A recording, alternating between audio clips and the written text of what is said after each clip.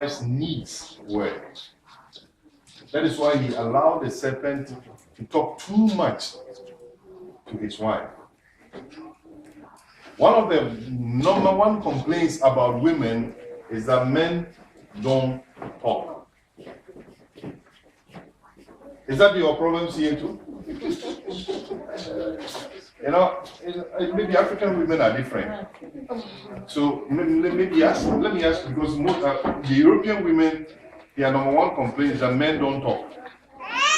Is that true? It's true. The men, are you listening? The women say the men don't talk, and it is like that. And today we'll try and learn why men don't talk. We'll learn why men don't talk. Okay. Yeah. Okay. God created Adam and gave him assignments. The first instruction he gave was work. Okay, so men are assignment-oriented, goal-oriented. They are chasers, they are hunters, they are warriors.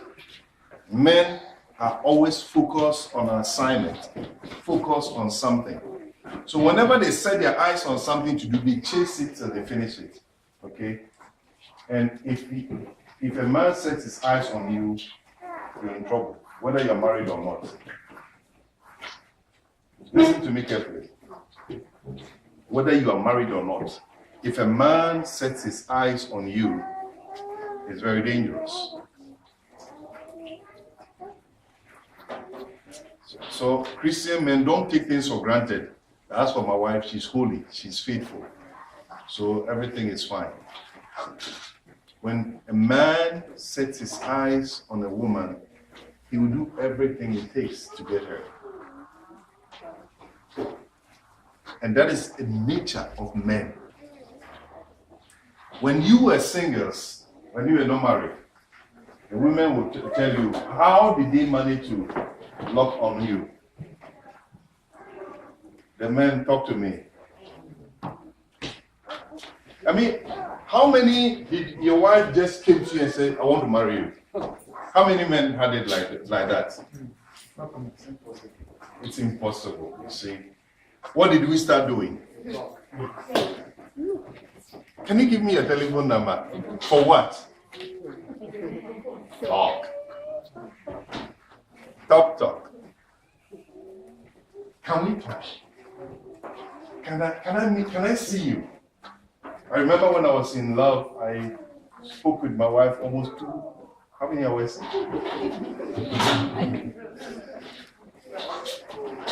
We talk almost 2 hours every day on the phone. You talk till you don't know what to say. And you are silent on the phone for about 5 minutes, and you start talking again. You look for something and you talk. Okay? You're in love. At that point, I was like really chasing. So I could talk like that. When we married, it gets to a point, I come home from work. How was work? Good. Is everything okay? Yes. Are you fine? Yeah. That is all. Jump on the food, eat. And you want your wife to fall on your neck and say, honey, I love you. You got to do something. You got to say something. Men are hunters, and when they are interested in you, they hunt you with everything they got. And when they get you, they slow down. They pull on the brakes. Why? Next assignment. Are you listening? Yes. Men, I'm talking to you. Once they get their wives, they move on to the next assignment. Job. Or let's provide, let's do something else. And the attention shifts. I've conquered this assignment. It's over. It's done with. I've watched many Christian marriages crumble. Because after they marry, they fail to talk to one another. And the man talks to another woman all the time in church. Have you ever wondered But troubles that comes in the church when people, most of the problems happens in the groups in the churches, either in the choir rehearsal or in a prayer meeting or in another auxiliary church meeting where other couples meet regularly. Okay, that is the trouble times for many churches because their wives are at home and they come to church and they meet other women and they start talking. And the talking turns into interest. The more they hear, the more something happens to them. Listen to me. It's not that women are not like men. Men are visual. You can arouse a man by just the way you present yourself in front of a man, but not with a woman. Husband, you can be naked. You can't attract your wife. Forget it. Children here have to be careful. Okay? You can strip. The woman will look at you and go. But if you like, pull your skirt up to here and you see your husband going crazy in the house. Why? Because we are made like that. Women are attracted to what they hear. And so the men come to church leaving their wives at home. And they talk to other women all the time. All the time. All the time. All the time. All the time. All the time. Even if you don't like them, we are not interested in any relationship, that you get fond of this person so much that the little opportunity that presents itself, you might sin. You didn't intend to. You didn't plan it. But it can lead to sin. And we finish and we come and say, devil, I can't bind you. I can't bind you. Devil, it was the devil. Oh. No, it wasn't the devil. It was your mouth. It was the conversation. It was the talking, where you directed your communication. That is what led to that. Are you following me, church? Yes. It is very important for you to learn. To maintain a marriage is easy and it's at the same time difficult. It is easy in the sense that when you know what to do, it becomes easy. But when you don't know what to do, it is very, very difficult. And sometimes you can know what to do, and something called pride can make you not do it. Okay? So today we want to go into a little bit deep into this area. Communication. Write it down. Communication is the key. Communication is the key element of every relationship. Communication. Now, communication has many forms. Many forms. Now, everybody is quiet. But the way I see you, you are communicating a message to me. I'm seeing many people right now. Some are writing. Some are looking at me direct. Both are communicating. They are sending message. The way you are responding, you are indirectly or directly talking to me. Are you following it? Communication can be active and can be inactive. Active communication is when I'm constantly engaged verbally with you. And inactive communication is when you are not talking, but you are sending a signal. Women know this very much. Two women in a room, no words exchanged. And one will say, did you see the way she looked at me? I said, eh?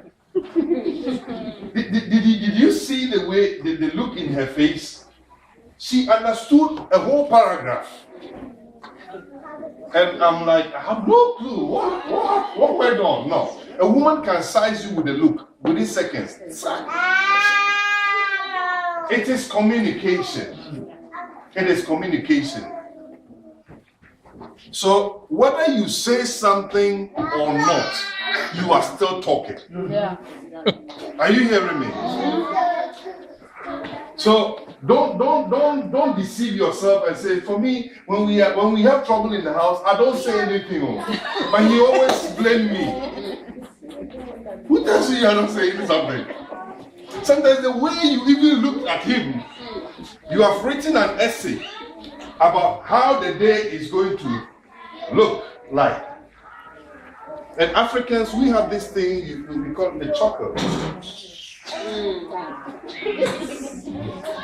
When a woman does this, you are in trouble. You know that you are down in the drain. Europeans don't understand this. They don't know what it means. Okay? But Africans, we know it. You just make that sound, that little sound, and then the hell breaks loose. Talking, communication. So one of the things that disturbs a lot of marriages is communication. Lack of it or how we do it. Okay? Communication in every sphere of life is what keeps relationships strong or weak. In the church, in the school, in the working place, in politics, at home. Everything in life is governed by what? Communication. Everything in life. Everything. Everything. So if you want to have your peace in life, then learn what? Communication. And communication is something nobody is born with. The art of communication, nobody is born with it. Nobody. We learn it. And communication in every culture is different. I'll give you an example. When an African does this, it's a serious insult. To the European, it is what? Nothing. Excuse me, forgive me. When you do this to an European, you do this to an European, you can be sued in court. You know that in Africa, it didn't mean anything, nothing. It is what? Nothing. It doesn't mean you only show me your middle what? Finger. It doesn't mean anything. But show it to a German. You can go to prison for it. Are you hearing me? It is culture. And so communication is culturally influenced. And so in every culture, the way and manner we communicate is totally different. When you visit an Asian or a Japanese, you don't walk into your living room with your shoes on. Are you hearing me? They have a different culture, and the culture demands certain way of communicating to them.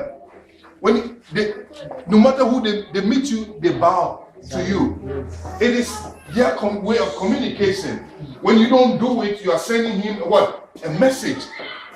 Are you hearing me? So communication is diverse. Nobody is born with it. We learn it based on the culture we come from. Are you understanding me? And so here comes the challenge. When Christians find themselves in an unfamiliar territory, at least I come from West Africa. I'm married to a woman from East Africa. So I've got to learn some cultures, different cultures. I'm exposed to different cultures. I got to understand. I have to change my mindset. I have to change the way I eat. Because they eat differently. I have to change so many things. Okay? The same thing, she has also to change so many things. Because I am different, she's different. We speak different languages. What might be an insult in my culture might not be an insult in her culture. So we got to learn to talk. The only way you can establish a good communication is to explain what you mean. I repeat, the only way you can establish a good communication is to explain what you